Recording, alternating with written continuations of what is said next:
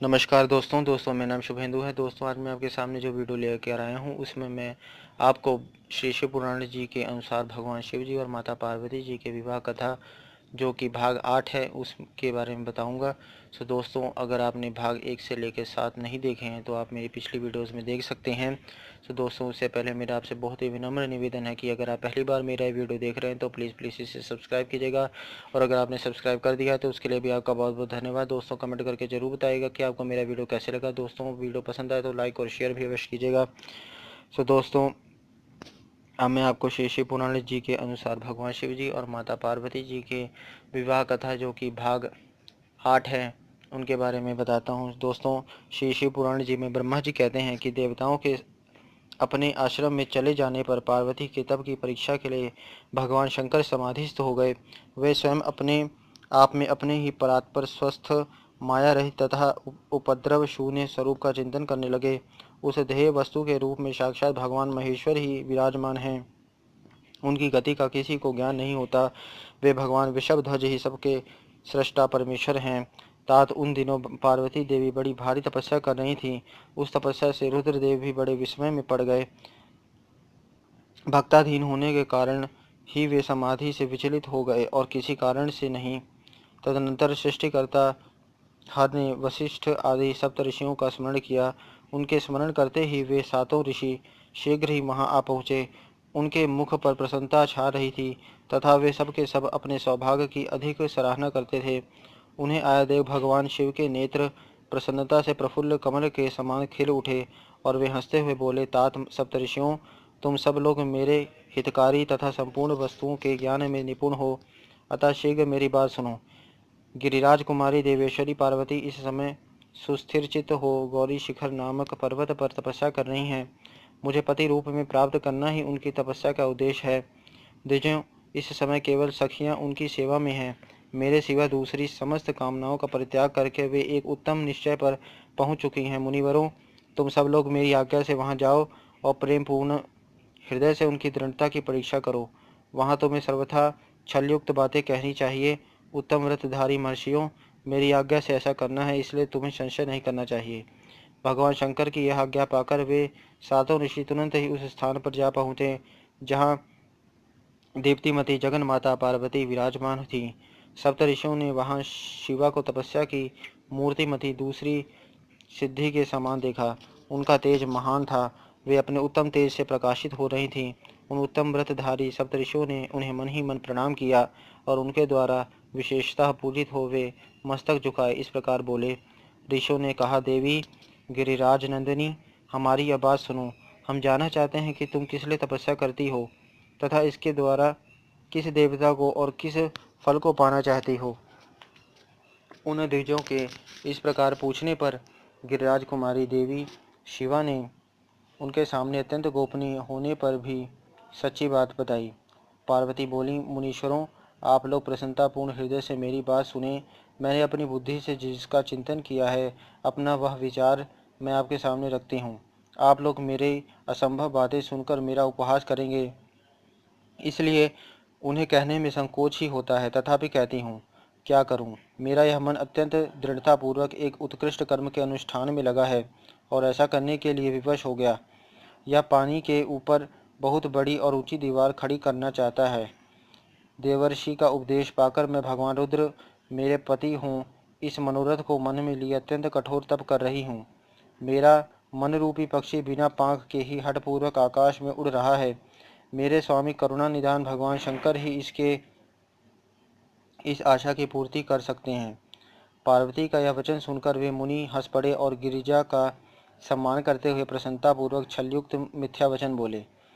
ऋषियों ने कहा, गिरिराज नंदिनी, देवर्षि नारद व्यर्थ ही अपने को पंडित मानते हैं। उनके मन में क्रूरता भरी रहती है। आज समझदार होकर भी क्या उनके चरित्र को नहीं जानती।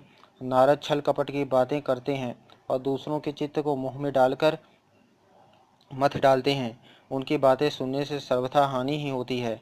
ब्रह्मपुत्र दक्ष के पुत्रों को नारद ने जो छल पूर्वक उपदेश दिया, उसका फल यह हुआ कि वे सब के सब अपने पिता के घर लौट कर न आ सके। यही हाल उन्होंने दक्ष के दूसरे पुत्रों का भी किया। वे भी उनके चक्कर में आकर भिखारी बन गए। विद्याधर चित्रकेतु को इन्होंने ऐसा उपदेश दिया कि उसका घर ही उजड़ गया। प्रहलाद को अपना चेला बनाकर इन्होंने हिरण्यकशिपु से बड़े बड़े दुख दिलवाए। ये सदा दूसरों की बुद्धि में भेद पैदा किया करते हैं। नारद मुनि कानों को पसंद आने वाली अपनी विद्या जिस जिसको सुना देते हैं, वही अपना घर छोड़कर तत्काल भीख मांगने लगता है। उनका मन मलिन है, केवल शरीर ही सदा उज्जवल दिखाई देता है।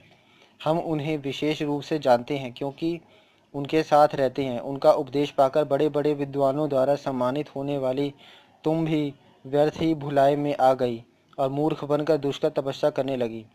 बाले, तुम जिनके लिए यह भारी तपस्या करती हो, वे रुद्र सदा उदासी, निर्विकार तथा काम के शत्रु हैं, इसमें संशय नहीं है। वे अमांगलिक वस्तुओं से युक्त शरीर धारण करते हैं, लज्जा को तिलांजलि दे चुके हैं। उनका न कहीं घर है न द्वार, वे किसी कुल में उत्पन्न हुए हैं इसका भी किसी को पता नहीं है। कुत्सित वेश धारण किए भूतों तथा प्रेत आदि के साथ रहते हैं और नंग धड़ंग हो शूल धारण किए घूमते हैं। धूर्त नारद ने अपनी माया से तुम्हारे सारे विज्ञान को नष्ट कर दिया, युक्ति से तुम्हें मोह लिया और तुमसे तप करवाया। देवेश्वरी गिरिराज नंदिनी, तुम ही विचार करो कि ऐसे वर को पाकर तुम्हें क्या सुख मिलेगा। पहले रुद्र ने बुद्धि से खूब सोच विचार कर साध्वी सती से विवाह किया, परंतु वे ऐसे मूढ़ हैं कि कुछ दिन भी उनके साथ निभा न सके। उस बेचारी को वैसे ही दोष देकर उन्होंने त्याग दिया और स्वयं स्वतंत्र हो अपने निष्कल और शोक रहित स्वरूप का ध्यान करते हुए उसी में सुखपूर्वक रम गए। देवी जो सदा अकेले रहने वाले, शांत, संग रहित और अद्वितीय हैं, उनके साथ किसी स्त्री का निर्वाह कैसे होगा। आज भी कुछ नहीं बिगड़ा, तुम हमारी आज्ञा मानकर घर लौट चलो और इस दुर्बुद्धि को त्याग दो। महाभागे, इससे तुम्हारा भला होगा। तुम्हारे योग वर हैं भगवान विष्णु, जो समस्त सद्गुणों से युक्त हैं। वे वैकुंठ में रहते हैं, लक्ष्मी के स्वामी हैं और नाना प्रकार की क्रीड़ाएं करने में कुशल हैं। उनके साथ हम तुम्हारा विवाह करा देंगे और वह विवाह तुम्हारे लिए समस्त सुखों को देने वाला होगा।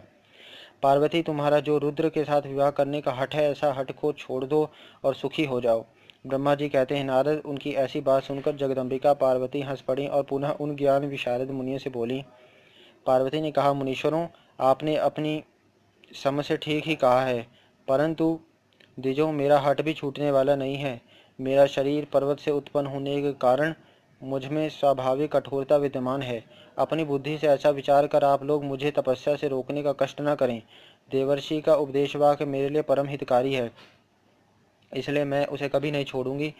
वेद वेत्ता भी यह मानते हैं कि गुरुजनों का वचन हितकारक होता है, गुरुओं का वचन सत्य होता है। ऐसा जिनका दृढ़ विचार है, उन्हें इहलोक और परलोक में परम सुख की प्राप्ति होती है और दुख कभी नहीं होता। गुरुओं का वचन सत्य होता है, यह विचार जिनके हृदय में नहीं है, उन्हें इहलोक और परलोक में भी दुख ही प्राप्त होता है, सुख कभी नहीं मिलता। अतः द्विजों, गुरुओं के वचन का कभी किसी तरह भी त्याग नहीं करना चाहिए। मेरा घर बसे या उजड़ जाए, मुझे तो यह हठ ही सदा सुख देने वाला है। मुनिवरों, आपने जो बात कही है, मैं उनका आपके कहे हुए तात्पर्य से भिन्न अर्थ समझती हूँ और उनका यहाँ संक्षेप से विवेचन प्रस्तुत करती हूँ। आपने यह ठीक कहा कि भगवान विष्णु सद्गुणों के धाम तथा लीला विहारी हैं। साथ ही आपने सदाशिव को निर्गुण कहा है। इसमें जो कारण यह बताया जाता है, भगवान शिव साक्षात परब्रह्म हैं, अतः निर्विकार हैं। वे केवल भक्तों के लिए शरीर धारण करते हैं, फिर भी लौकिकी प्रभुता को दिखाना नहीं चाहते। अतः परमहंसों की जो प्रिय गति है, उसी को वे धारण करते हैं। क्योंकि वे भगवान शंभु परमानंदमय हैं, इसलिए वे अवधूत रूप से रहते हैं। मायालिप्त जीवों को ही भूषण आदि की रुचि होती है, ब्रह्म को नहीं। वे प्रभु गुणातीत, अजन्मा, माया रहित, अलक्ष्य गति और विराट हैं। द्विजन, भगवान शंभु किसी विशेष धर्म या जाति आदि के कारण किसी पर अनुग्रह नहीं करते। मैं गुरु की कृपा से ही शिव को यथार्थ रूप से जानती हूँ। ब्रह्मर्षियों, यदि शिव मेरे साथ विवाह नहीं करेंगे तो मैं सदा कुमारी ही रह जाऊंगी, परंतु दूसरे के साथ विवाह नहीं करूंगी। यह मैं सत्य सत्य कहती हूँ। यदि सूर्य पश्चिम दिशा में उगने लगे, मेरु पर्वत अपने स्थान से विचलित हो जाए, अग्नि शीतलता को अपना ले तथा कमल पर्वत शिखर की शिला के ऊपर खिलने लगे, तो भी मेरा हठ छूट नहीं सकता। यह मैं सच्ची बात कहती हूँ। ब्रह्मा जी कहते हैं, नारद, ऐसा कहकर उन मुनियों को प्रणाम करके गिरिराज कुमारी पार्वती निर्विकार चित्त से शिव का स्मरण करती हुई चुप हो गईं। इस प्रकार गिरिजा के उस उत्तम निश्चय को जानकर वे सप्तऋषि भी उनकी जय जयकार करने लगे और उन्होंने पार्वती जी को उत्तम आशीर्वाद दिया। मुने गिरिजा देवी की परीक्षा करने वाले वे सातों ऋषि उनको प्रणाम करके प्रसन्नचित्त हो शीघ्र ही भगवान शिव के स्थान को चले गए। वहां पहुंचकर शिव को मस्तक नवा, उनसे सारा वृत्तांत निवेदन करके उनकी आज्ञा ले वे पुनः सदा सादर स्वर्गलोक को चले गए। सो दोस्तों, इस प्रकार मैंने आपको श्री शिव पुराण जी के अनुसार भगवान शिव जी और माता पार्वती जी के विवाह कथा के बारे में सुनाया। इसका अगला भाग मैं आपको अपनी अगली वीडियो में सुनाऊंगा। तो तब तक के लिए मुझे अंत में इजाज़त दीजिए। नमस्कार। जय गुरुदेव।